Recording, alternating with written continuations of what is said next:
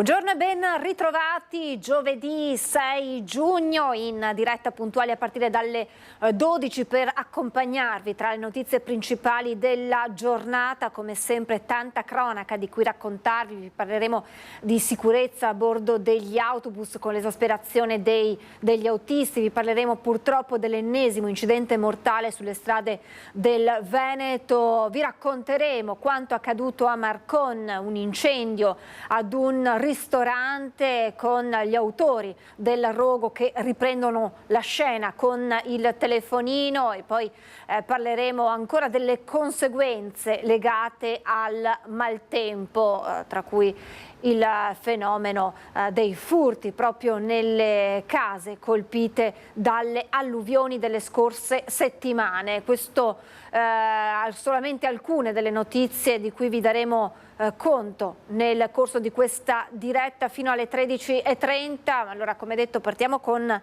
la cronaca, perché è stata avviata un'indagine sulla morte della piccola Elettra Friselle, la bimba di 1 anno e mezzo che ha perso la vita dopo aver ingerito un tappo di plastica mentre era a casa con i genitori. Loro da subito hanno dichiarato i dubbi sulla macchina dei soccorsi, chiedendo di far luce sulla vicenda. Al momento l'indagine non ha ipotesi di reato né indagati. L'obiettivo è comprendere il susseguirsi degli eventi e verificare se la tragedia fosse o meno evitabile. Anche la direzione generale dell'USL 3 ha istituito una commissione per esaminare ogni passaggio di quanto accaduto. Il direttore generale Contato, nel ribadire le condoglianze alla famiglia, ha assicurato che una commissione sta verificando ogni passaggio e i risultati saranno messi a disposizione della magistratura.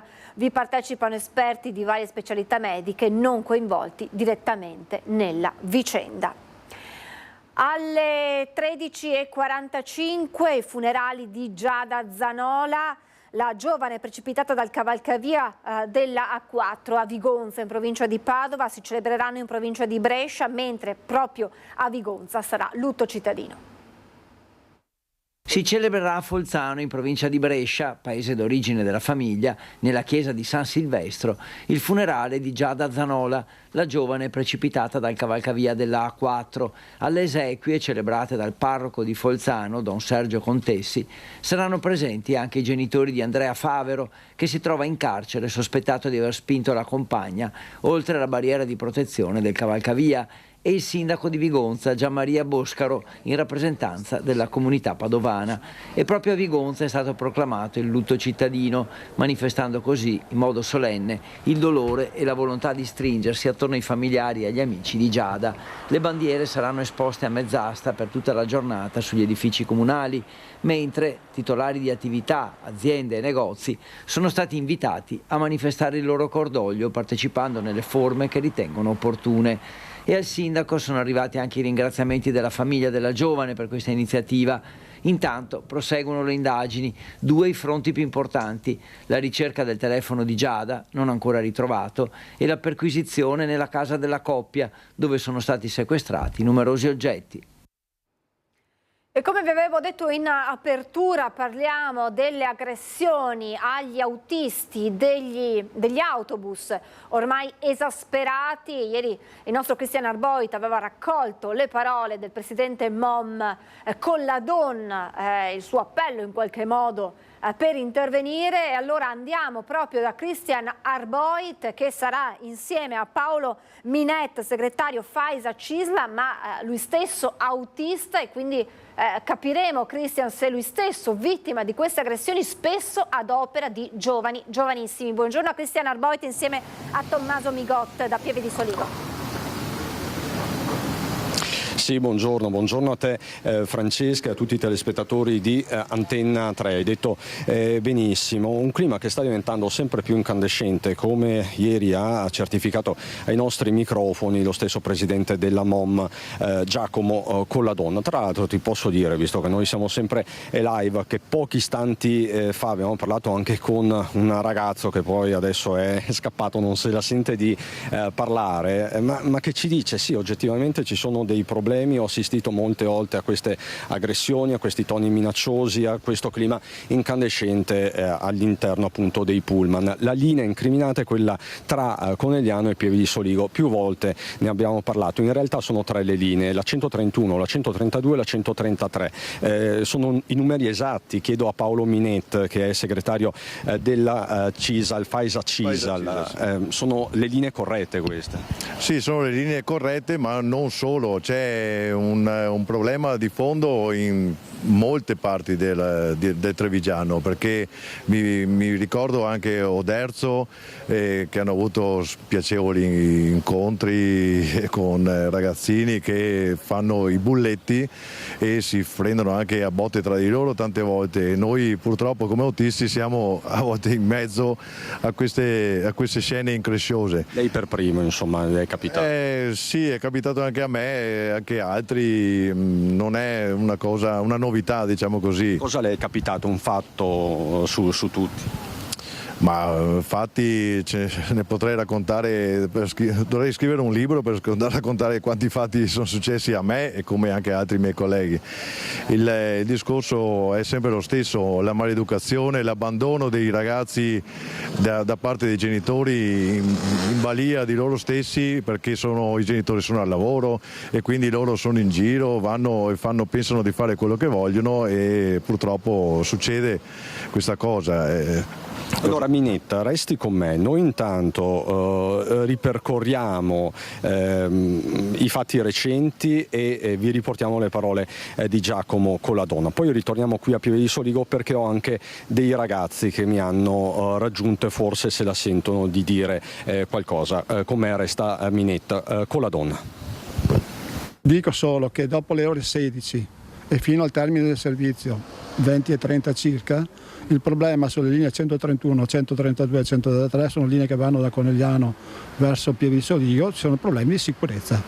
Gli autisti hanno fatto ovviamente ci hanno dato tutte le indicazioni del caso e noi le stiamo trasferendo alle forze dell'ordine. Che la tratta Conegliano-Pieve di Soligo sia la più calda nella Marca è noto da tempo, ma la situazione, se possibile, sta peggiorando di giorno in giorno, con MOM che corre ai ripari e intende coinvolgere a strettissimo giro la prefettura. A bordo succede di tutto, nel senso che persone che non pagano il biglietto, ma questo è meno.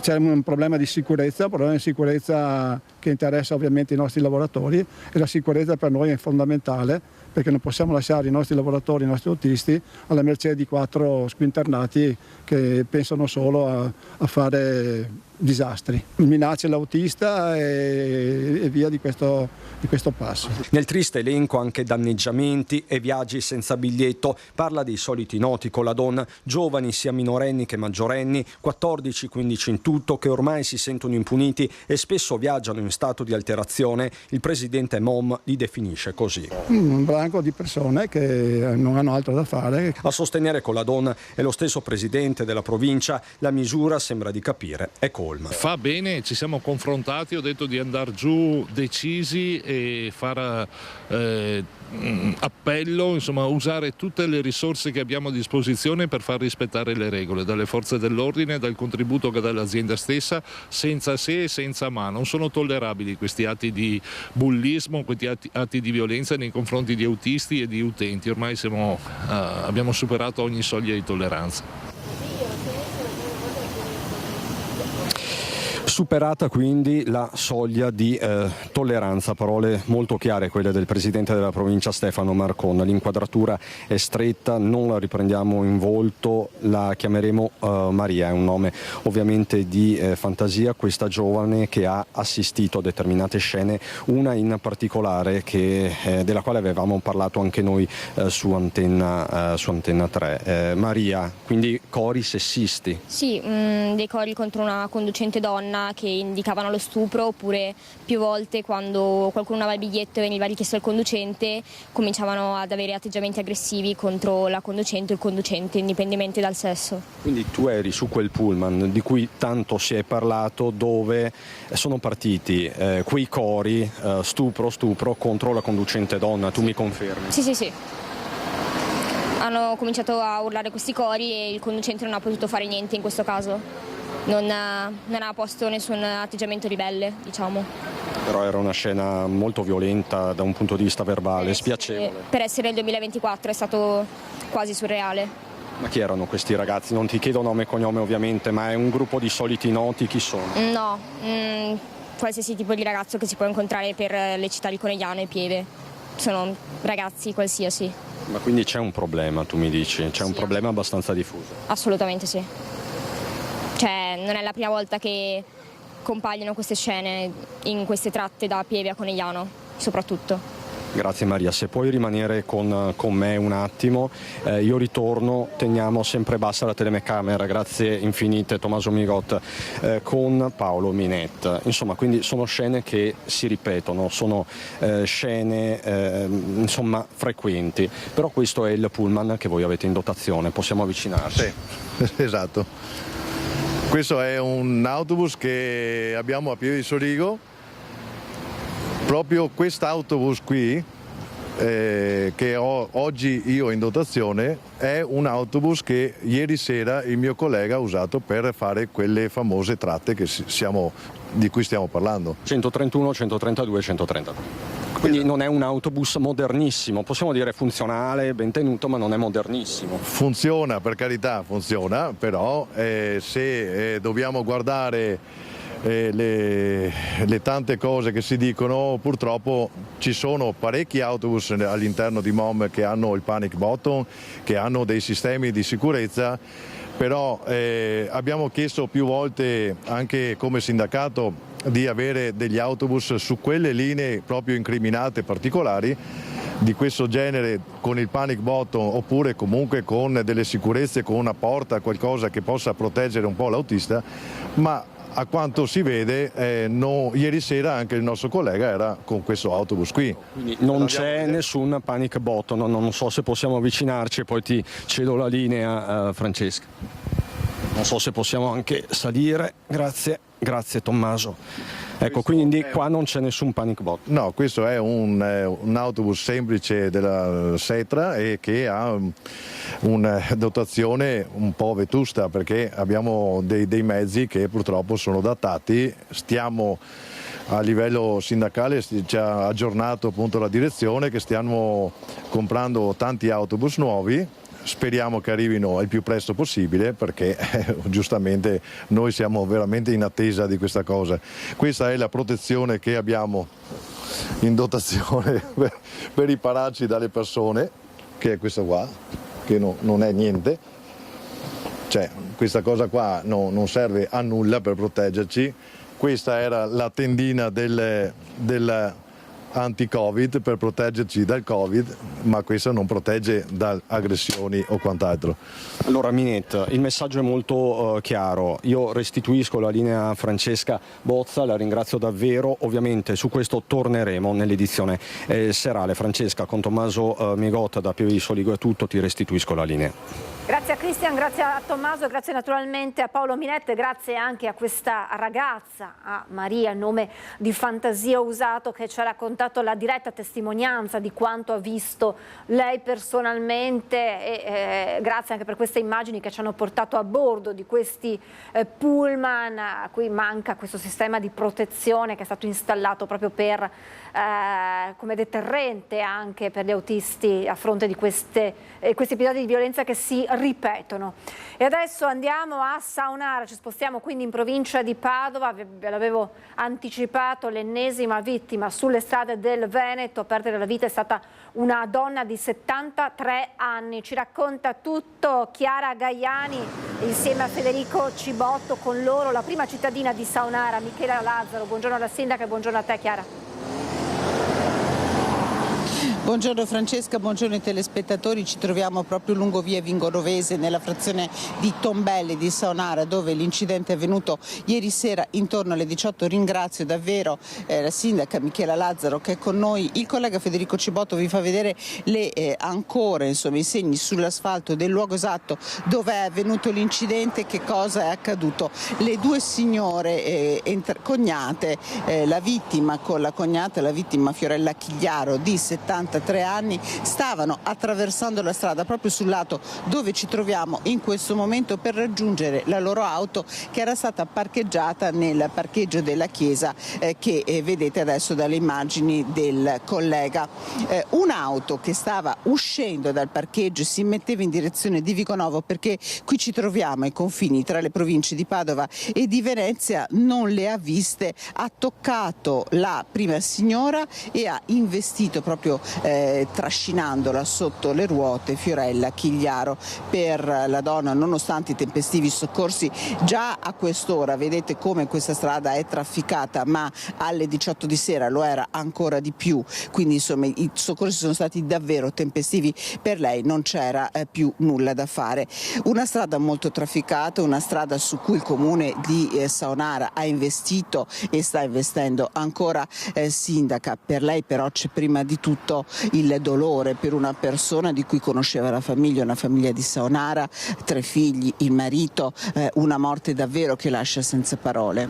Sì, comunque ci lascia tutti esterrefatti, ci dispiace tantissimo per questa famiglia, come amministrazione comunale, come sindaco, ma anche come comunità di Villatora alla quale la famiglia apparteneva, siamo veramente vicini.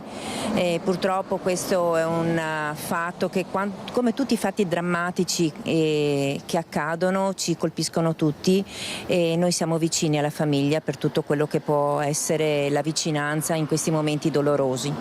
Ovviamente ci sono le indagini, sul posto gli agenti della polizia locale e che sono in contatto con la procura. Il conducente, che è un 64enne residente in provincia di Venezia, è stato sottoposto ad alcol test. Il primo risultato è stato negativo. Dicevamo, via Vigonovese, una strada molto trafficata, una strada importante. Le strisce pedonali si trovano proprio a pochi metri da dove ci troviamo con il collega Federico Cibotto. La sicurezza stradale è ancora un tema importante su cui come amministrazioni dovete continuare ad investire, sindaco. Sì, dobbiamo continuare sempre ad investire su questo aspetto perché la sicurezza stradale è sentita tantissimo e qui in questo punto ci sono tutti i segnali stradali che sono necessari essere posti e visibili e ci sono le strisce pedonali a pochi metri da qua, purtroppo bisogna rispettare i segnali che ci sono perché se sono fatti c'è un motivo e forse un po' più di attenzione sia da parte del conducente ma in generale insomma da parte di chi utilizza la strada. Percorre le strade servirebbe a ridurre sicuramente questi eventi drammatici. Da aggiungere che un'auto che aveva visto le 2 signore aveva rallentato in effetti e come ultima cosa le chiederei se ha notizie di come sta la cognata della signora Fiorella. La signora sicuramente è rimasta traumatizzata da quello che è successo, era insieme con lei, ha visto tutta la scena, quindi immagino insomma, che non sta bene la signora in questo momento. Allora io ringrazio davvero il sindaco di Vigonovo Michela Lazzaro, di Saonara, scusi Michela Lazzaro, sapevo che ringrazio il collega Federico Cibotto da Saonara, ti restituisco la linea Francesca. Grazie davvero Chiara, grazie alla sindaca Michela Lazzaro. E adesso la cronaca ci porta in provincia di Venezia, a Marcon per l'esattezza, per un incendio in un ristorante cinese, è andato praticamente distrutto, ma la cosa più inquietante è che chi ha appiccato le fiamme ha ripreso tutto con il cellulare. Così, buongiorno Ilaria Marchiori insieme a Simone Merlo.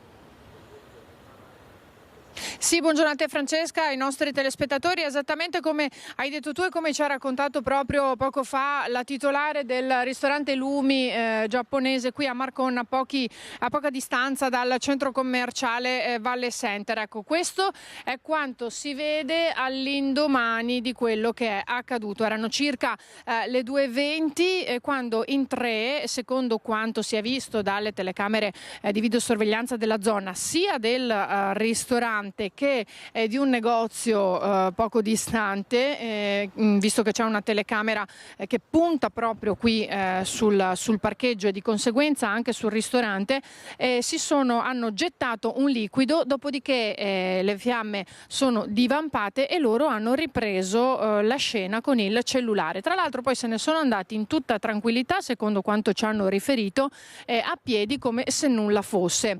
Ecco, questo è quello che rimane della parte esterna di questo ristorante. Fortunatamente quella interna non è stata intaccata, ma se riusciamo a spostarci con Simone Merlo vi voglio far vedere anche altre parti qui che sono andate a fuoco. Ecco, vedete qui naturalmente quanto è rimasto qui per terra, come vedete. Ecco qui alcune parti, ma tra l'altro l'odore di bruciato è ancora fortissimo perché è successo da poche ore e lì si vede una vetrata che fortunatamente è rimasta in piedi, secondo quanto ci ha detto il titolare, perché era completamente bruciata e le fiamme divampavano, ma era un vetro spesso, quindi è riuscita a rimanere in piedi e quindi cambieranno solamente quella e l'attività potrà ripartire tra domani e dopodomani perché l'interno non è stato intaccato. Ma l'appello della titolare è proprio quello,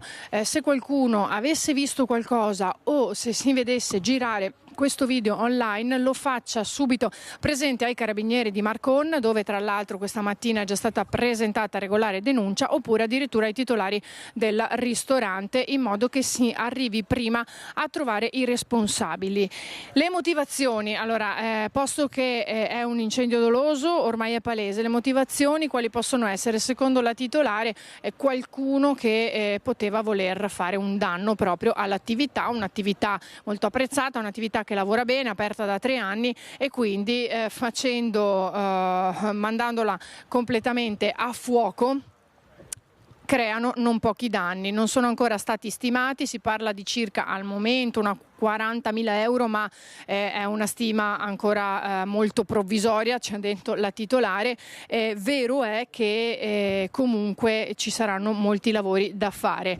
Dalle telecamere si è vista anche una persona, una signora che si è affacciata lì, era qui nel parcheggio, e sarebbe stata proprio lei a dare l'allarme ai vigili del fuoco, perché se non fosse passato nessuno in quel momento probabilmente le fiamme sarebbero divampate a tal punto da colpire anche l'interno del ristorante e chi lo sa magari diffondersi anche ad altri edifici della zona, quindi creando un incendio decisamente più importante di quello che alla fine è stato circoscritto qui nella parte esterna del ristorante giapponese. Dunque indagini a tutto campo, al vaglio le telecamere di videosorveglianza della zona, i carabinieri stanno lavorando e così ribadisco l'appello della titolare: chiunque potesse aver visto qualcosa lo faccia presente, si faccia vivo. Naturalmente potete anche immaginare che hanno paura, perché se si fosse trattato di un gesto di ritorsione o per colpire l'attività, lei dice potrebbero anche decidere di ritornare, quindi la paura in tal senso da parte dei titolari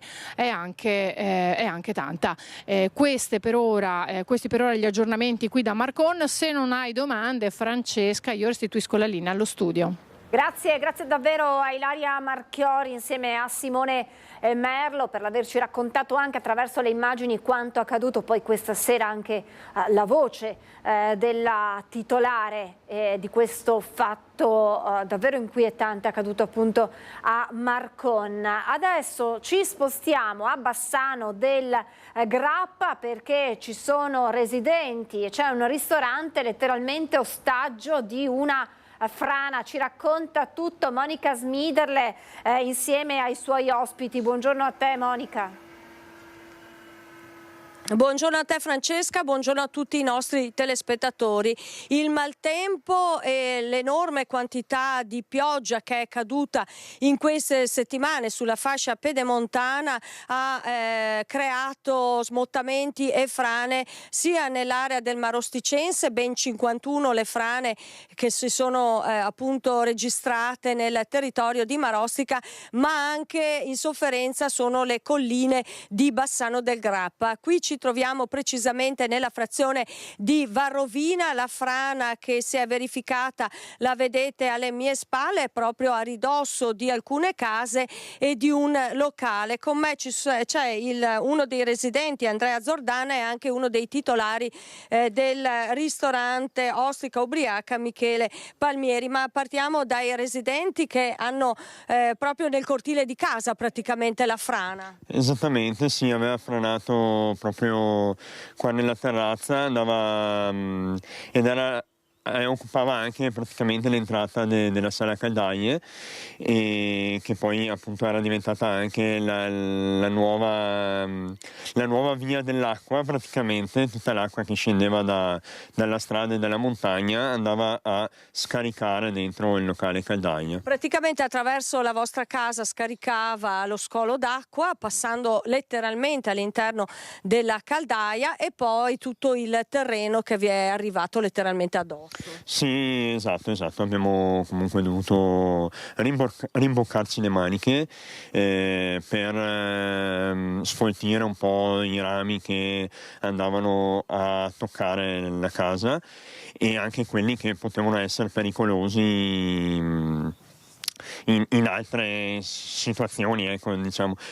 E poi abbiamo dovuto chiamare un'impresa per creare un nuovo scolo dell'acqua, per far sì che l'acqua andasse a defluire verso la strada invece che verso appunto il locale caldaie. Adesso voi siete letteralmente bloccati, cioè se da casa sua lei deve andare in paese, nella frazione di Varrovina, non può andare attraverso questa strada. No, assolutamente, infatti anche la mattina per portare il bimbo a scuola, che va alla scuola di Varrovina, e abbiamo comunque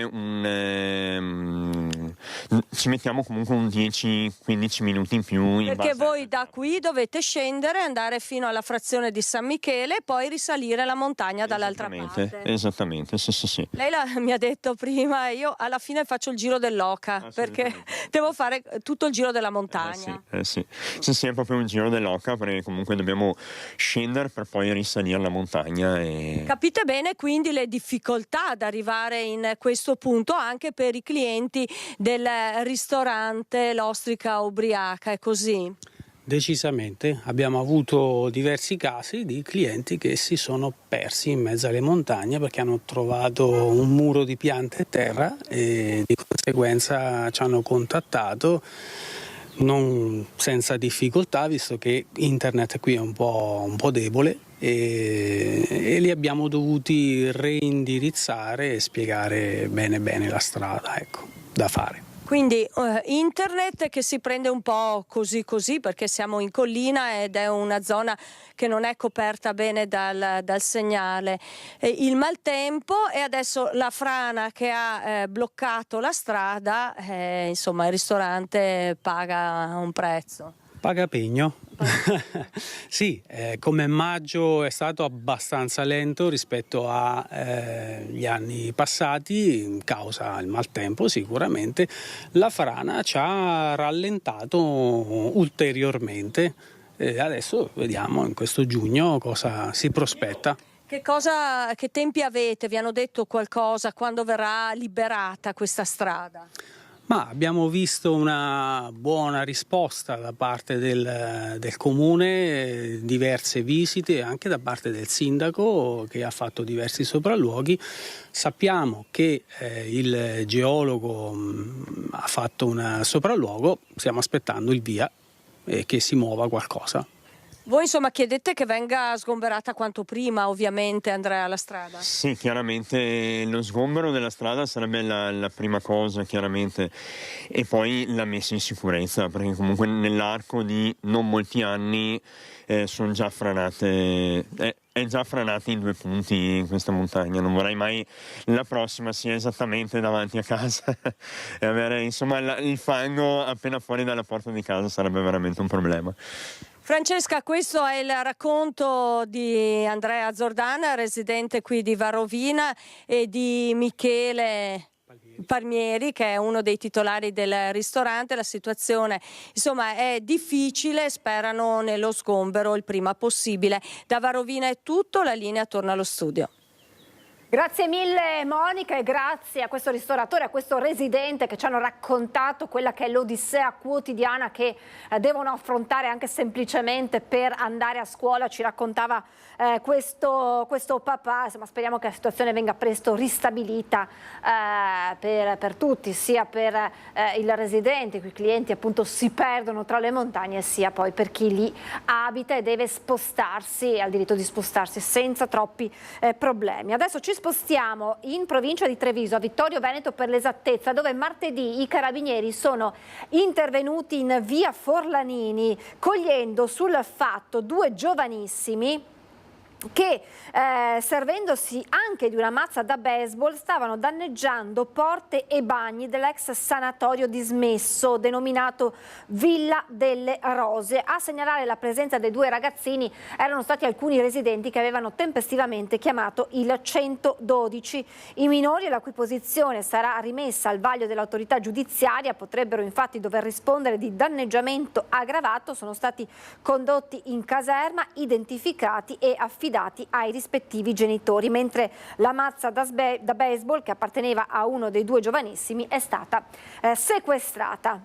È stato dimesso nelle scorse ore uno dei 4 lavoratori rimasti feriti a Galliera Veneta durante la pulizia di una cisterna. Gli altri 3 rimangono invece in gravi condizioni. Rimangono gravi le condizioni di 3 dei 4 lavoratori coinvolti nell'incidente di Galliera Veneta e colpiti dalle esalazioni provenienti da una cisterna che stavano lavando. L'operaio residente a Fontaniva, di origine romena, trasferito in elicottero all'ospedale di Treviso, rimane in gravi condizioni. Gravi e ricoverati a Padova anche un operaio di Rosà e il titolare dell'azienda, sempre in prognosi riservata, mentre il lavoratore che è riuscito a lanciare l'allarme, anche lui residente a Rosà, è l'unico che si è ripreso ed è stato dimesso nelle ultime ore dall'ospedale di Padova. Intanto la procura ha aperto un fascicolo per l'ipotesi di reato di lesioni colpose. La cisterna è stata sequestrata e le indagini sono affidate ai carabinieri e ai tecnici dello Spisal, oltre che ai vigili del fuoco. Più in generale, e quindi senza riferimenti alla vicenda specifica di Galliera, tutta da verificare, i carabinieri ricordano quanto sia importante il rispetto delle norme di sicurezza e la formazione dei lavoratori. Mancano molte volte le condizioni basilari per sviluppare sicurezza. Parte dal luogo del lavoro, dove l'imprenditore deve assicurare prima di tutto un luogo sicuro e garantire ai lavoratori la formazione base, oltre che le visite mediche, perché senza di queste non possiamo certamente costruire né impresa sana e né un lavoro sicuro. Abbiamo parlato delle conseguenze del maltempo dei giorni scorsi con la frana che ci ha raccontato Monica Smiderle, tenere letteralmente in ostaggio residenti e ristoratore nella zona della Valrovina. Siamo a Bassano del Grappa, ma c'è anche un altro fenomeno indirettamente collegato al maltempo ed è quello dei furti nelle abitazioni danneggiate dall'acqua e dal fango. È quello che accade in un condominio di Vicenza, e allora ci racconta tutto Luisa Bertini insieme a Simone Squarcina e con loro uno dei residenti, il signor Gerardo Meridio. Buongiorno Luisa e buongiorno signor Gerardo.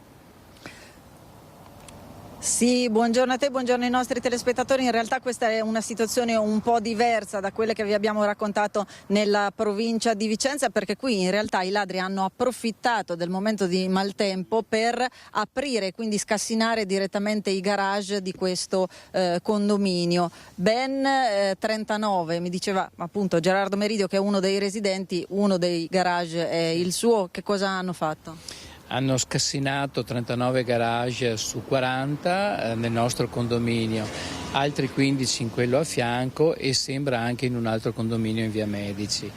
È una situazione veramente che lascia perplessi, perché in pieno giorno durante l'acquazzone in poco tempo sono riusciti a fare tutti questi danni.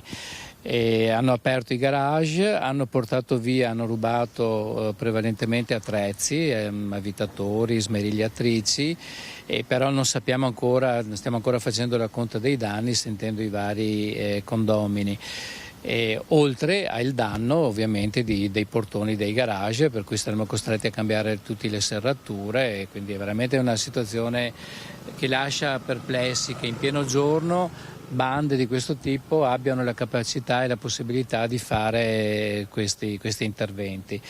Mi chiedo in che città stia diventando, si stia trasformando Vicenza. Ecco, quindi questo è l'SOS di chi cittadino chiede ovviamente maggiori controlli e maggiore sicurezza. Abbiamo sentito la conta dei danni è in atto, hanno rubato prevalentemente attrezzature e ovviamente adesso i danni saranno anche quelli di ripristinare tutte le serrande che sono state scassinate. Intanto io ringrazio il nostro ospite e restituisco a te la linea allo studio. Grazie Luisa e grazie al signor Gerardo Meridio. Noi ci fermiamo per la pubblicità e poi torneremo con tante altre notizie di cronaca da raccontarvi e non solo. Rieccoci in diretta, ancora cronaca con la Guardia di Finanza di Padova che ha scoperto una truffa legata ai crediti per il bonus facciate, sequestrati 2.700.000 euro. Truffa aggravata per ottenere fondi pubblici, ma anche riciclaggio e ricettazione. Sono le accuse nei confronti di 13 indagati con il sequestro preventivo di beni per 2.700.000 euro eseguito dalla Guardia di Finanza. In particolare le indagini delle Fiamme Gialle di Padova si sono concentrate su una ditta intestata a una donna completamente estranea alla vicenda. Sono risultati infatti 2.700.000 euro di crediti per il bonus facciate, con lavori edilizi però mai eseguiti. La Guardia di Finanza ha individuato 400.000 euro di crediti già incassati e utilizzati in parte dal principale indagato per acquistare un immobile e in parte versati nei conti di altri indagati. Resta da capire come sia stato possibile aprire una ditta intestata alla donna padovana senza che lei se ne sia resa conto. Forse il tutto è partito da un furto di identità, ovvero da un utilizzo illegale dei suoi dati sensibili. 3 uomini sono stati denunciati dai carabinieri di Venezia perché ritenuti gli autori di una rapina messa a segno in centro a Venezia ai danni di una turista sudamericana che, mentre era intenta a guardare la vetrina di un negozio, era stata appunto derubata del portafoglio contenuto nello zaino che la stessa indossava.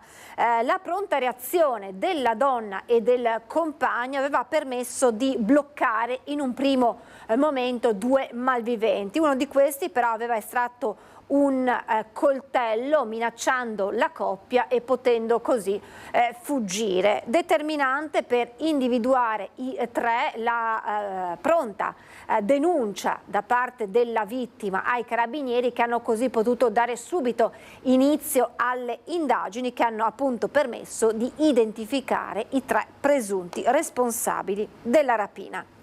Sarà risarcita la famiglia di Diego Luison, l'artigiano 70enne morto a Padova in Corso del Popolo il 17 febbraio 2023, travolto dal portone del peso di 2 quintali.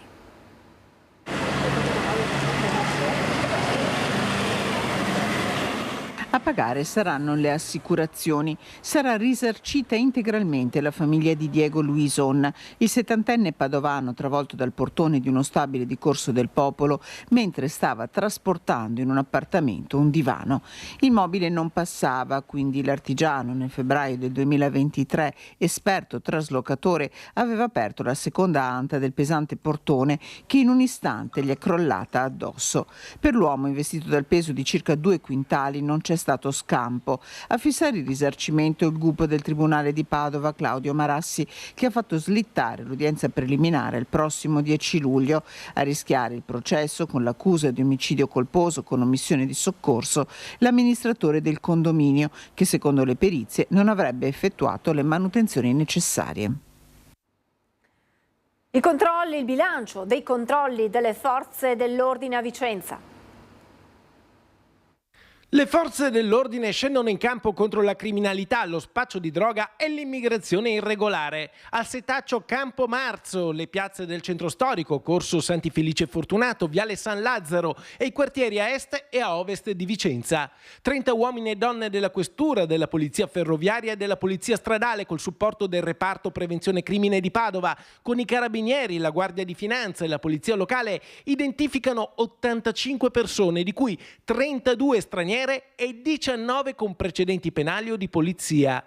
23 i veicoli e 6 i bar e le sale scommesse sottoposti a verifiche. Al momento sono in corso di approfondimento le situazioni relative al soggiorno in Italia di alcuni stranieri identificati.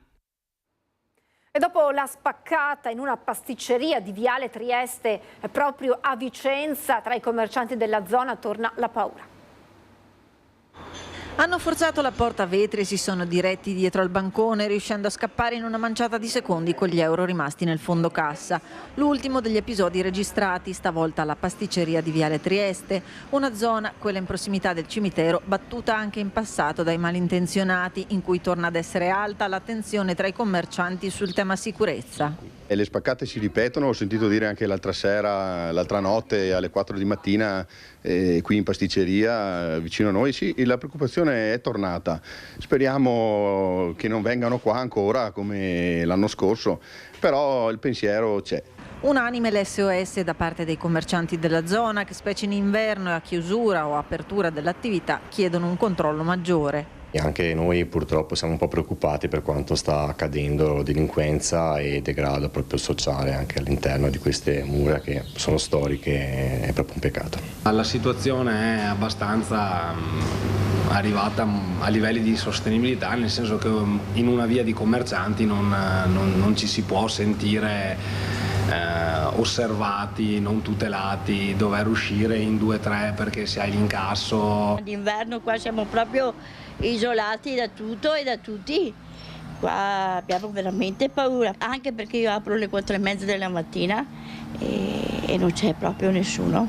Di sera si ha paura, quando si chiude non sappiamo mai al mattino cosa possa succedere, perché qui i furti poco più avanti qua ce ne sono stati 2 o 3 e siamo tutti un po', anche parlando qua con la macelleria Costa, c'è sempre un problema quando chiudiamo, ecco, non sappiamo al mattino se troviamo tutto a posto, non lasciamo niente in cassa e tiriamo via tutto, portiamo via tutto, ecco, in speranza che non facciano danni. L'illuminazione, adesso che sono cresciute le foglie negli alberi, l'illuminazione è meno. Che ci sia forse dei controlli in più non guasterebbe, soprattutto nelle ore serali e notturne, che purtroppo questa zona è stata un po' abbandonata. Un maggior controllo dei presidi, visto che c'è il cimitero qua vicino e siamo tra 2 stazioni di polizia importanti, perché carabinieri più avanti, polizia più indietro, basterebbe poco. E se ci fossero più pattuglie qua o qualcuno che facesse qualche giro in più, ecco, non vogliamo tanto, vogliamo solo un po' più di sicurezza, insomma, ecco.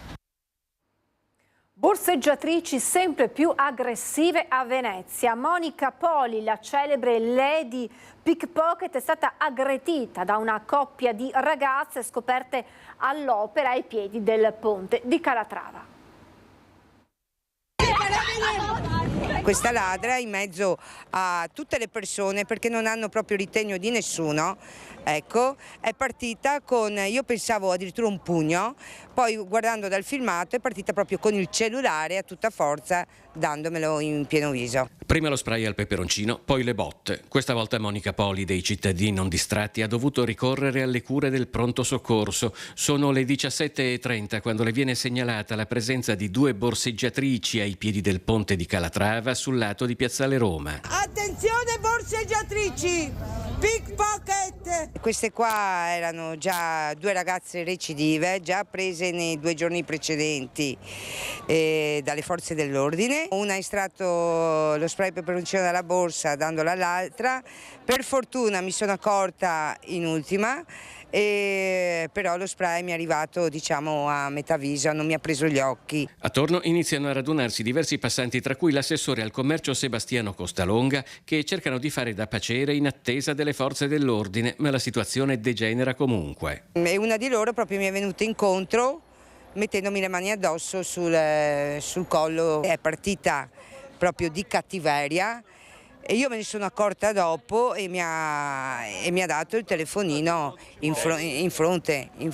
Monica Poli ha ancora dolore al viso, in fronte a un bel bernocolo le fa male una mano, ma non intende mollare, come gli altri cittadini non distratti che da anni si battono contro un fenomeno, quello dei borseggiatori, che nonostante gli sforzi rimane sempre grave. Noi cittadini non distratti, allora oltre ad aver subito parecchie aggressioni, noi continueremo in questa, cioè noi vogliamo il cambio delle leggi, vogliamo la certezza della pena, anche perché c'è da dire una cosa, e se fosse capitato a una persona borseggiata, magari una persona anziana, avrebbero usato, io credo che avrebbero usato, visto che si portano dietro lo spray peperoncino, a questo punto lo avrebbero usato e quindi sta veramente diventando sempre più grave la situazione, bisogna intervenire al più presto.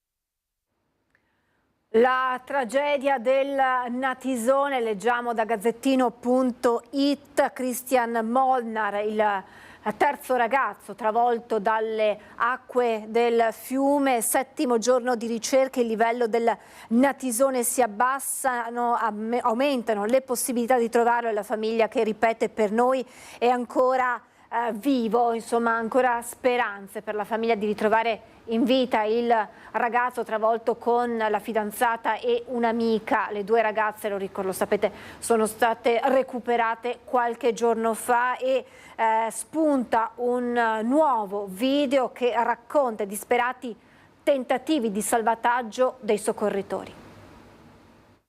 Quel maledetto venerdì 31 maggio ha sconvolto tutta la comunità e ha devastato 3 famiglie, 2 che hanno riavuto dal fiume Natisone il corpo senza vita delle loro figlie e una che invece aspetta, ancora in preda all'angoscia, quel momento che strappa il cuore dell'abbraccio tra i ragazzi circondati dal Natisone che con impeto cerca di spingerli via.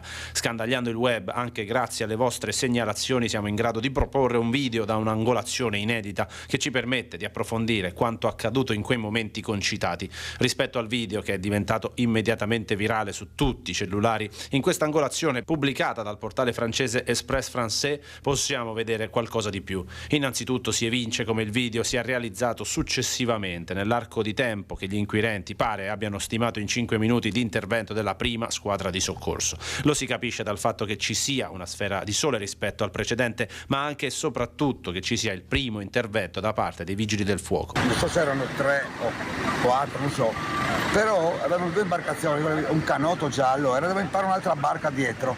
Stavano buttando dentro per operare per il soccorso e naturalmente uno di loro si è buttato dentro, ma ha avuto il cavolo a tornare indietro. Era legato mi sembra, però ha avuto lavoro a tornare indietro.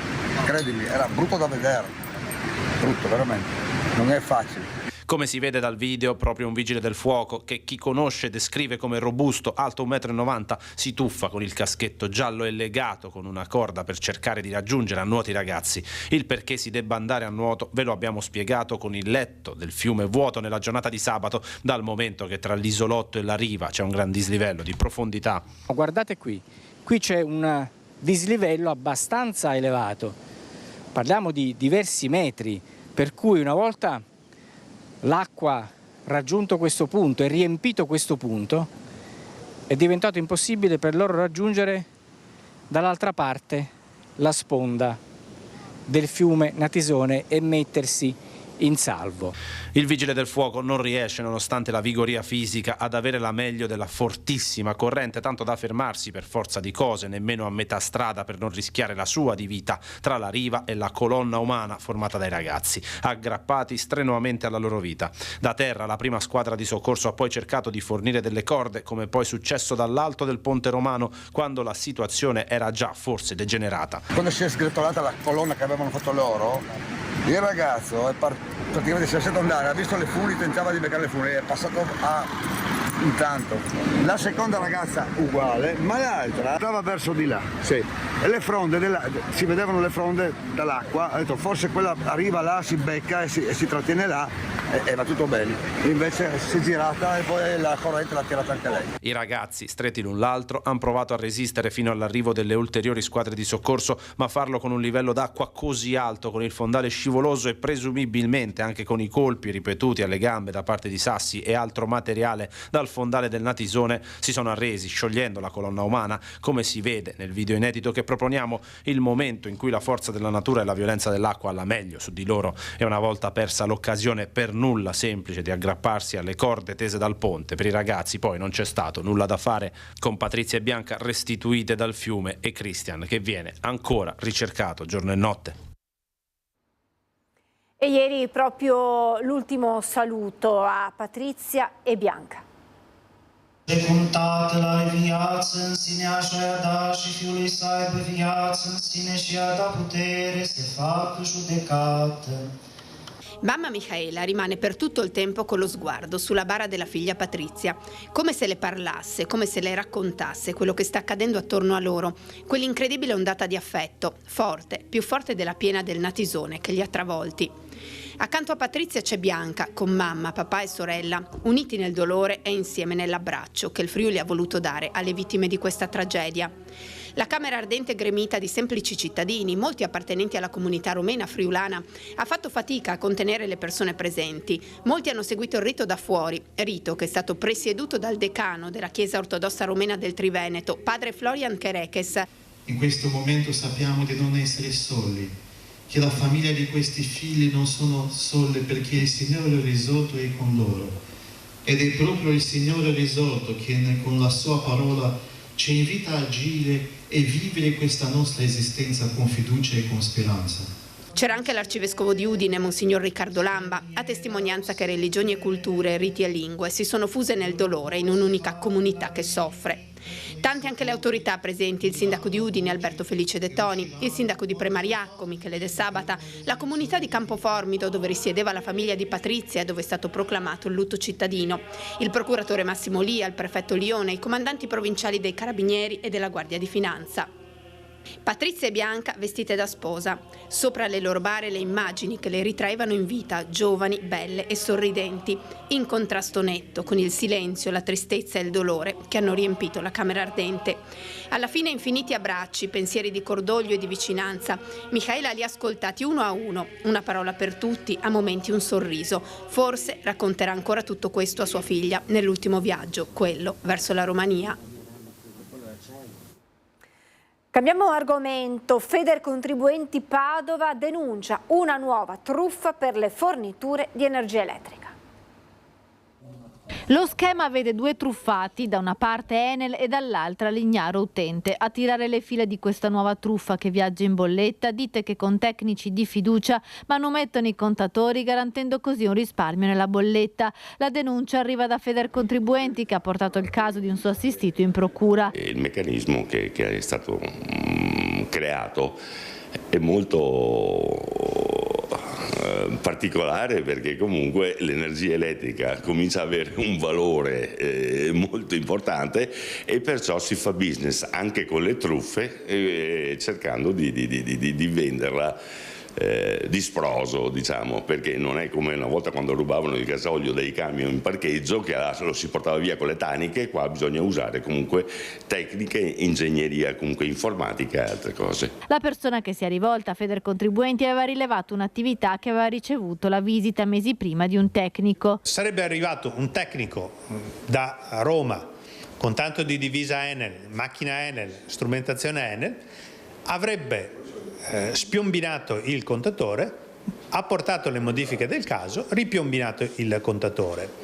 Dietro pagamento di una somma cash di 3.000 euro, se non vado errato. Quando Enel si è accorta, ha chiuso il contatore e ha fatto causa all'Ignaro Utente, che aveva rilevato l'attività e che si trova ora denunciato a sua volta e costretto a pagare conguagli altissimi. In questi casi qua non ci sono proprio contratti, perché sono patti pagati con cash. E perciò più che altro bisogna fare attenzione se si subentra su un contatore o su un'attività di qualcun altro, far verificare comunque da dei periti esperti in materia che non ci siano, perché il problema non è tanto il fatto che vieni denunciato, non hai colpa. Quando entri nelle maglie comunque della giustizia devi dimostrare, loro devono dimostrare la tua colpevolezza, tu ti devi difendere, e sotto l'aspetto penale è una cosa dolorosa a chiunque gli dovesse capitare. Carenza di organico, presidio dei sindacati di polizia sotto la prefettura di Vicenza. C'è una crescita esponenziale di esigenze per le quali noi dovremmo essere chiamati a intervenire che non riusciamo più a fronteggiare. È l'SOS dei sindacati di polizia in presidio sotto la prefettura. Questura di Vicenza, a cui corrisponde l'assegnazione di 3 nuovi agenti in arrivo a fronte di 22 pensionamenti da un lato e dall'altro lato l'esigenza crescente di un territorio che subisce l'incedere di nuovi fenomeni da contrastare, dalle bande giovanili alle difficoltà legate ad immigrazione e microcriminalità. Organico da compensare, chiedono i sindacati, affinché i servizi e il controllo sul territorio non vengano meno. Attenzione alla, diciamo così, appunto al ripianamento dell'organico. Arrivano troppi pochi nuovi agenti rispetto a quelli che appunto cessano il servizio. Per poter mantenere in strada le autovetture 24 ore al giorno, che è un diritto che spetta ai cittadini, c'è bisogno di più risorse. Noi ci siamo trovati che per tamponare all'ufficio passaporti qui a Vicenza siamo dovuti andare a prendere gente dalle volanti. Quindi quello che ha subito un nocumento da tutto ciò è il controllo del territorio. Però a forza di grattare il fondo del barile non è che si può continuare all'infinito e quindi in questo momento la realtà vicentina nel suo complesso, come diceva il collega Michele, è di estrema difficoltà a garantire il minimo. Siamo ridotti a fare doppi turni, non ci vogliamo lamentare del lavoro, ma ci lamentiamo del fatto che a forza di farci fare dei turni un po' massacranti, alla fine la nostra attenzione potrebbe scemare e ciò a discapito non solo della sicurezza del singolo operatore di polizia, ma anche di tutta la cittadinanza. Un appello al governo affinché la sicurezza sia concepita come un diritto da tutelare, cui si unisce il primo cittadino che ha accolto i rappresentanti del sindacato a Palazzo Trissino. L'appello al governo che facciamo insieme al sindacato è quello di riconsiderare il numero di agenti da mandare a Vicenza. Vicenza ha bisogno di una questura con un numero di agenti sufficiente a garantire l'ordine pubblico, la presenza sul territorio. La sicurezza è un bene primario dei cittadini che va garantito. Noi ci fermiamo per qualche istante di pubblicità, ma rimanete con noi perché parleremo degli attacchi, delle aggressioni da parte di cani, capire come comportarsi se davvero esistono razze pericolose. A tra poco. Rieccoci in diretta. Negli ultimi mesi spesso la cronaca ci ha raccontato di aggressioni, in alcuni casi anche dai risvolti drammatici da parte di cani. Proprio la cronaca trevigiana ieri ci riporta un episodio accaduto a Ponte di Piave dove, da quanto è stato possibile ricostruire, un uomo di 76 anni era arrivato a casa di un amico ed è stato aggredito dal cane di questo amico che lo ha azzannato alle gambe e l'uomo è stato ricoverato poi in ospedale appunto con diverse lesioni. Proviamo a capire se esistono razze pericolose e proviamo anche a capire come comportarci se siamo in presenza di cani che dimostrano una certa aggressività e se siamo padroni di determinate tipologie di razze. Lo facciamo con il dottor Diego Cattarossi, medico veterinario. Buongiorno, grazie per ritrovato. Non è solo oggi, dottore? No, c'ho uno dei miei cani, uno dei miei Rottweiler che sta prendendo sonno qui con me. Ecco, appunto, parleremo di Rottweiler, parleremo di Pitbull, che spesso vengono catalogate come razze particolarmente pericolose. Non verrebbe da avere questo giudizio di fronte al suo cane, visto come si sta comportando, però insomma cerchiamo di fare chiarezza. Dottore, io ho raccontato questo episodio accaduto ieri, ancora da chiarire esattamente che cos'è accaduto, ma le chiedo perché un cane aggredisce un amico del proprio padrone, magari una figura, un volto che è abituato a vedere, o addirittura arriva ad aggredire il proprio padrone. Che cosa accade? Ci sono diversi tipi di aggressività, è sempre bene fare un distinguo. Sicuramente non c'è la premeditazione, la malizia e la cattiveria caratteristica dell'uomo. Ci sono aggressività di tipo territoriale, cani con forte istinto alla guardia tendono a difendere il territorio, aggressività da possessività, quindi animali che, soprattutto nella selezione di cani da difesa, vedono messa a rischio l'incolumità delle persone delle quali loro si fanno carico, come i proprietari e in particolar modo le figure fragili della famiglia, i bambini e gli anziani. Ci possono essere delle aggressività di tipo predatorio, ovvero cani che non sono stati abituati a riconoscere l'uomo come appartenente alla propria specie, ma addirittura hanno un atteggiamento di predazione, di caccia nei suoi confronti. Poi ci sono delle aggressività indotte dall'addestramento, oppure volute dal fatto che non c'è una corretta gerarchia all'interno della famiglia, aggressività da dominanza, animali che pensano di essere capobranco nel nucleo familiare e non accettano l'insubordinazione delle persone che stanno con loro. Ecco, veniamo alla domanda che immagino molti si facciano quando ci sono determinati episodi di cronaca. Esistono razze pericolose? Le razze non sono tutte uguali e senz'altro una selezione che per molte razze è durata centinaia di anni per ottenere una certa attività, ad esempio quella della guardia o della difesa, non può in nessun modo essere trascurata. Quindi tendenzialmente i cani da guardia e difesa hanno un livello più alto di aggressività che deve essere conosciuto e gestito, e hanno senz'altro, se parliamo dei cani che abbiamo citato prima, Pitbull, Rottweiler, una capacità di morso, una capacità offensiva di molto superiore alle altre razze. Questo non significa che siano cani che nascono pericolosi, ma questo significa che nella scelta del proprio animale da compagnia non bisogna riferirsi solo al lato estetico, ma va conosciuta anche l'indole dell'animale, il motivo per cui quella razza esiste, per la quale è stata selezionata dalla notte dei tempi, perché questo avrà gioco forza, un ruolo nel fatto che quel cane possa essere oppure no un animale potenzialmente pericoloso. Quindi possiamo dire che tutte le razze sono potenzialmente pericolose, dipende quindi da come il padrone sa gestire il proprio cane e quindi anche l'educazione che ha il padrone nella gestione del proprio animale? Senz'altro, nella misura in cui la taglia possa essere motivo di preoccupazione, gioco forza l'animale deve essere gestito. Alcune razze hanno un'indole che le predispone all'aggressione, altre lo hanno meno, ma per tutti i cani dovrebbe essere previsto una conoscenza di base. In tanti paesi del nord Europa esiste il patentino cinofilo che abilita le persone che dimostrino una competenza nell'educazione dei cani all'allevamento e alla gestione di determinate razze, anche in virtù del loro potenziale offensivo. Sopra i 30 kg di peso un cane avrà quasi sempre la meglio se giovane e forte rispetto a un uomo. Cioè, se io non sono un padrone esperto, mettiamola così, con un cagnolino piccolo posso andare incontro a conseguenze limitate. Se ho un cane di 30 kg con una dentatura, una conformazione, chiaramente posso incorrere in rischi, in pericoli. È questo un po' il concetto.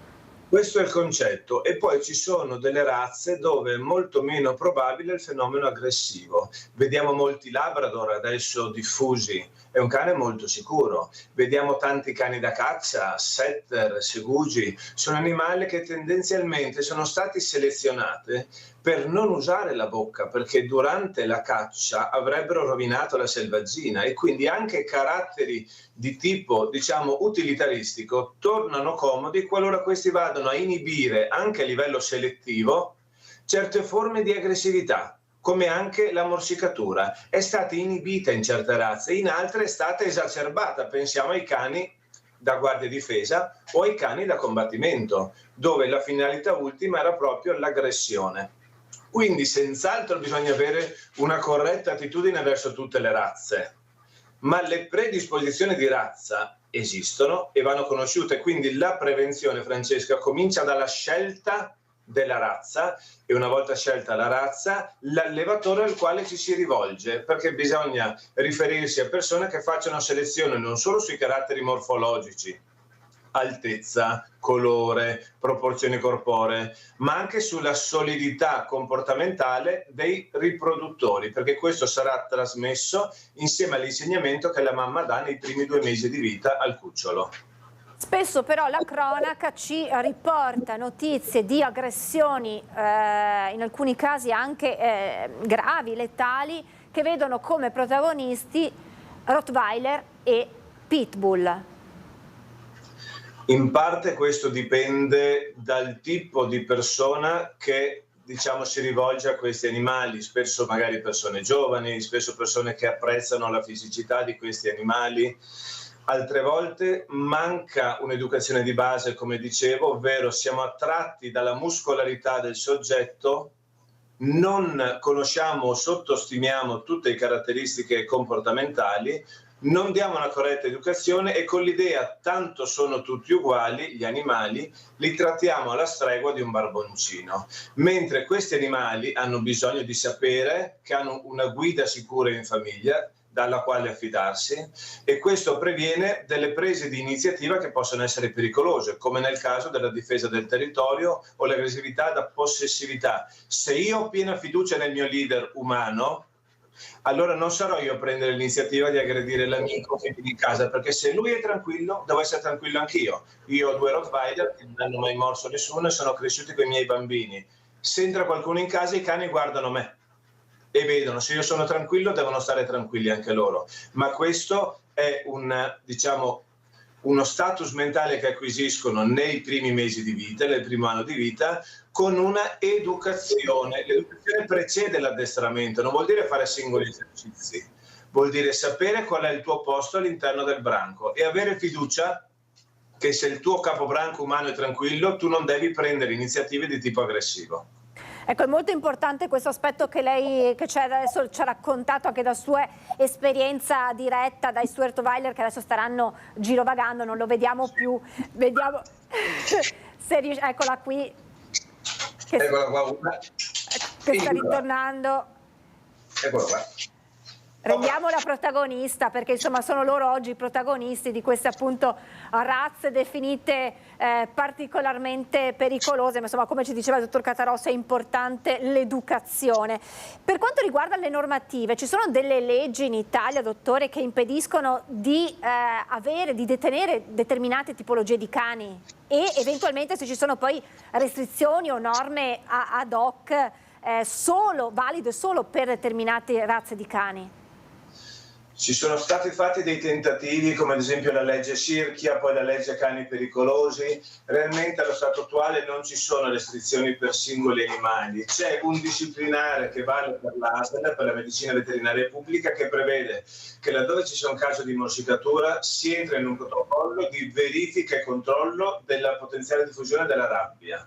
L'animale viene catalogato, diciamo così, come animale pericoloso e dove questi fenomeni si vadano a ripetere ci possono essere delle restrizioni per il singolo soggetto. Quindi ad oggi chiunque può detenere qualsiasi razza di cane, sta all'intelligenza, al buon senso di ognuno informarsi in maniera puntuale e precisa prima di portare a casa il cane se si trova o meno nella condizione di gestirlo in totale sicurezza. Quindi legalmente in caso di morsicatura cosa accade e cosa succede nel caso poi gli episodi si ripetano? Allora, c'è un obbligo, ad esempio da parte dei pronto soccorso, di segnalare il fatto che un cane abbia morso. A questo punto l'ASL intercetta il proprietario, chiede se il cane è in regola con le profilassi antirabbiche e fa un periodo di quarantena durante il quale il cane non può muoversi, ma questo è solo significato per verificare eventuale sintomatologia rapida della rabbia. Dopodiché viene fatta una valutazione sul benessere animale, se questo viene rispettato il cane rimane nella disponibilità del proprietario. Se questo fenomeno va a riprodursi, a ripetersi, il cane potrebbe essere interdetto ad esempio dall'utilizzare i luoghi pubblici, può essere imposto l'utilizzo di museruola, collare, guinzaglio quando lo si muova. Ci sono, diciamo che è abbastanza discrezionale degli uffici per l'igiene pubblica e dell'ASL, che deve valutare il rischio e l'incolumità per la popolazione. Non servirebbe anche in qualche modo, dottore, introdurre una sorta di obbligo per il padrone di seguire appunto dei corsi di educazione per poi non incorrere più in pericoli del genere con il proprio cane? Sarebbe una visione europea, una visione molto moderna, e sarebbe, diciamo, il metodo anche più strutturale, perché poi questi insegnamenti tendenzialmente si trasmettono da padre figlio. Ecco, i miei figli sanno come ci si comporta coi cani senza aver fatto grandi corsi, nel senso non siamo ancora abituati a un approccio del cane che oramai è diventato parte della famiglia. Fino a solo una generazione fa i cani venivano tenuti a scopo utilitaristico, si andava a caccia, facevano la guardia, cacciavano i nocivi dal pollaio. Ora il cane vive con noi, viene in ferie con noi, va al ristorante con noi. La gestione è cambiata e non siamo... Per quanto questa specie sia con noi da sempre, lo è sempre stata in maniera diversa. Quindi dobbiamo tornare a scuola e imparare come si fa a gestire un cane all'interno della nostra famiglia. Ecco, se fanno sempre più parte della famiglia, come diceva lei, e quindi che accortezze bisogna avere se in casa ci sono dei bambini e si decide di adottare, di far entrare nella propria famiglia anche un cane? Bisogna senz'altro coinvolgere i bambini nella scelta, nell'adozione, nell'educazione nei confronti dell'animale, sapendo che va sempre verificata la reazione del cane nei confronti del bambino, che può essere diametralmente opposta rispetto a quella dell'adulto. Come dicevo, c'è un tipo di aggressività cosiddetta predatoria che malauguratamente può scatenarsi verso l'infante nella culla, perché ha odori, emette suoni e gestualità talmente diverse da un adulto che il cane può considerarlo una preda. Poi quando i bambini cominceranno a interagire bisogna spiegargli che non si tocca il cane quando sta mangiando, che non si va a giocare se il cane sta dormendo, che se un animale è anziano e magari ha dei dolori alla schiena e tu gli rovini sul dorso, può morderti semplicemente perché gli hai fatto male. Quindi va sempre seguito il bambino nei primi approcci col cane e tendenzialmente non andrebbero mai lasciati a giocare da soli finché non sono in un'età della ragione e anche in una condizione fisica da poter chiamare un adulto per qualsiasi cosa debba venire a succedere, perché le reazioni appunto del cane non sono sempre prevedibili al 100%, proprio perché ci possono essere dei fraintendimenti, nessuna forma di cattiveria, capiamoci, ma dei fraintendimenti perché siccome apparteniamo a specie diverse abbiamo un modo di comunicare che spesso ci crea delle difficoltà. Possiamo dire che la parola d'ordine è addestramento, soprattutto se si sceglie di introdurre nella propria famiglia una determinata tipologia di razza, di cane, e quindi l'addestramento come prevenzione per episodi di aggressioni.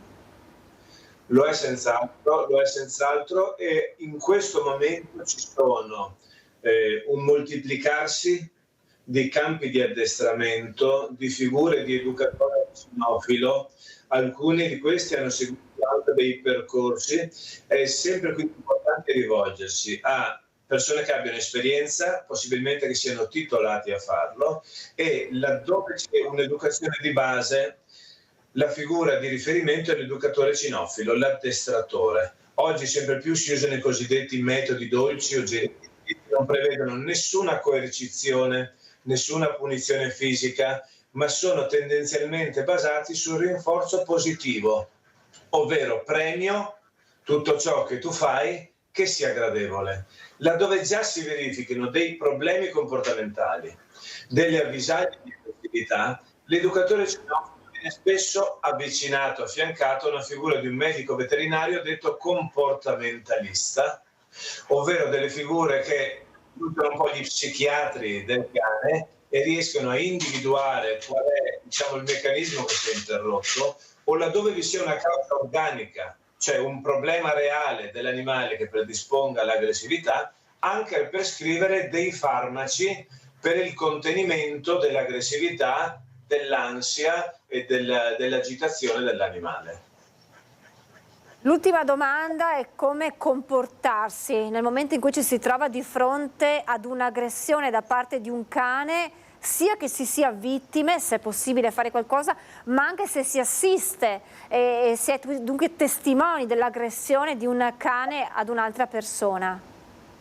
Allora, la tecnica che viene più utilizzata, soprattutto per cani di grossa taglia, è quella di fargli perdere stabilità sul treno posteriore, vuol dire sulle gambe dietro. Per intenderci, se ho un cane come quelli che abbiamo citato da presa, quindi un pitbull, un rottweiler, che quando mordono tendono a tenere molto salda la presa, l'aiutante può afferrare vigorosamente le gambe posteriori e alzare. Solitamente il cane, quando si sente squilibrato, molla la presa. Altre cose che si possono fare sono getti di acqua fredda direttamente sul viso dell'animale, sul naso, per permettere di staccare la presa. Evitare di andare con le proprie mani nelle fauci, perché la potenza di certi molossoidi arriva anche a 300-350 kg sul terzo premolare. Nessun uomo riesce a liberare la presa. Quindi facciamogli perdere la stabilità, distraiamolo, oppure laddove ci sia la possibilità di averlo con sé, un rumore molto forte. Ad esempio, io so che posso andare in un contesto di rischio, mi porto quelle trombe da stadio che una volta attivate quasi al 100% dei casi fanno staccare l'animale qualora si dimostri aggressivo.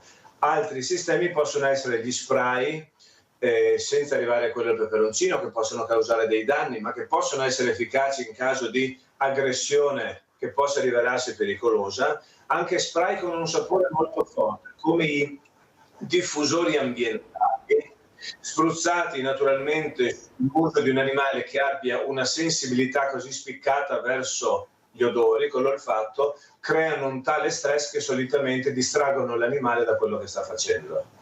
È successo che alle volte siano stati presi a bastonate i cani che mordevano nel tentativo proprio di allontanarli dalla persona aggredita. Che cosa può scatenare un intervento del genere con un bastone, ad esempio?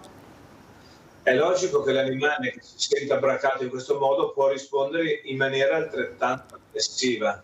Quindi subito chi cerca di dare soccorso agli altri, magari anche con sistemi che possono apparire violenti, anche perché serve una buona dose di sangue freddo in questi casi per razionalizzare quello che stai facendo. Dico solo che in queste occasioni si rischia di fare peggio, si rischia di peggiorare la situazione, perché durante un combattimento l'animale dà per scontato che la vittima reagisca, non è qualcosa che lo spaventa. È scontato, è un combattimento, quindi risponderà con un'aggressività via via maggiore. Quello che dovremmo riuscire a fare è distrarlo, per quello ho parlato di destabilizzarlo, acqua, suoni, rumori, distrarre l'animale per interrompere il fenomeno aggressivo, mentre il dolore, l'aggressione lo rendono ancora più aggressivo e quindi possono esacerbare, diciamo, il fenomeno in essere. E se noi camminando, ad esempio, per una strada anche isolato, in un parco, dovessimo trovarci a faccia con un cane che mostra nei nostri confronti aggressività? La cosa migliore è di non fuggire, non scappare, perché quello scatenerebbe l'inseguimento. Se possibile, porsi con la schiena, ad esempio, su un tronco, su un albero, per non essere circondati. Laddove non sia possibile, rimanere fermi, piuttosto fare 2 passi verso l'animale e rimanere in posizione eretta. Se l'animale invece tende ad creare una situazione di contatto, quindi ci annusa, togliere lo sguardo, non fissare lo sguardo perché è un segno di provocazione e ancora una volta rimanere fermi.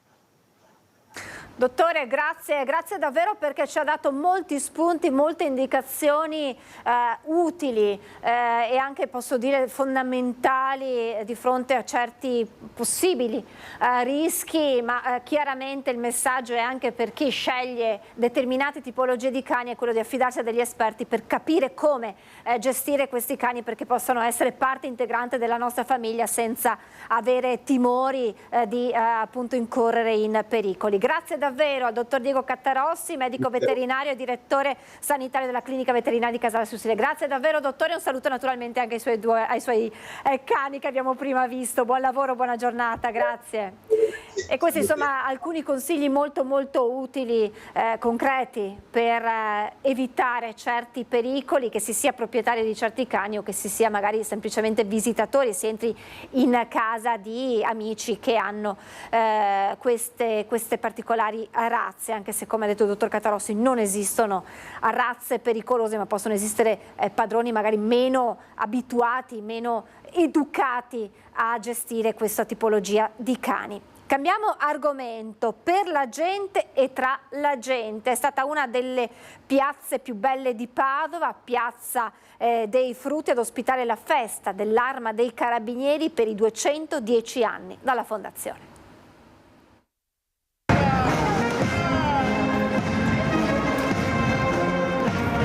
È la fanfara della scuola Marescialli e Brigadieri di Firenze, seguita da un battaglione di formazione su più blocchi, ad aprire in Piazza dei Frutti a Padova la solenne festa per i 210 anni dalla fondazione dell'Arma dei Carabinieri. Per la gente, tra la gente, così il comandante interregionale Carabinieri Vittorio Veneto, generale di Corpo d'Armata Maurizio Stefanizzi, che presiede la cerimonia. Schierati comandanti di stazioni in rappresentanza delle 269 stazioni carabinieri dipendenti dal Comando Legione Veneto e una compagnia composta dai militari della linea territoriale. Poi le varie specialità, i forestali, i carabinieri di quartiere, il servizio navale, gli sciatori, le squadre operative di supporto, le aliquote di primo intervento, una compagnia carabinieri della linea mobile, in tutta da ordine pubblico.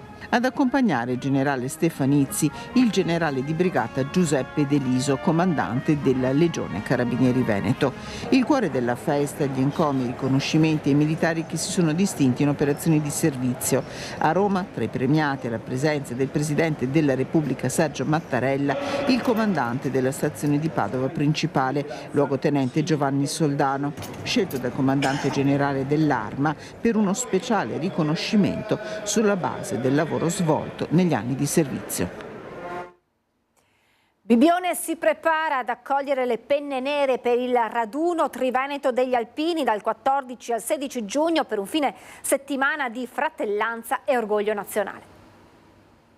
Dal 14 al 16 giugno la città di Bibbione si trasformerà nel punto di ritrovo per gli alpini del Triveneto, ospitando il raduno annuale Dalle Alpi a quota zero. Organizzato dalla sezione ANA di Venezia e proposto dal gruppo Alpini San Michele al Tagliamento, l'evento promette di essere un fine settimana indimenticabile, ricco di iniziative culturali e momenti di condivisione. Il raduno prenderà il via venerdì 14 giugno con la staffetta Discesa del Tagliamento, che vedrà gli alpini percorrere il fiume dal passo della Mauria fino a Bibbione. La giornata si concluderà con l'apertura delle mostre dedicate alla storia e alle imprese degli alpini a partire dalle 17. Sabato 15 giugno il piazzale Zenit accoglierà l'arrivo della staffetta alle 17:40, seguito dall'emozionante cerimonia dell'alzabandiera alle 18, con la presenza dell'Abaro Nazionale e l'accompagnamento dei cori e delle fanfare. Si esibiranno 6 cori, 3 cori in piazza Treviso, sono il coro Croda Rossa di Milano, il coro Cime d'Auta di Roncade e il coro ANA di Vittorio Veneto. Qui ci sarà il coro della sezione di Udine, il coro della sezione del gruppo ANA di Preganziol e il coro della sezione di Conegliano, quindi cori ben sperimentati, sono 3 cori da una parte, 3 cori dall'altra e poi faremo baraonda. L'emozione delle penne nere per questo raduno è tanta. Moltissima emozione, anche perché è l'unica occasione che abbiamo di trovarci tutti assieme, quindi è chiaro che quando ci troviamo magari dopo un anno o troviamo anche altre persone che sono anni che non ci si trova, l'emozione si fa viva nel cuore, nell'anima.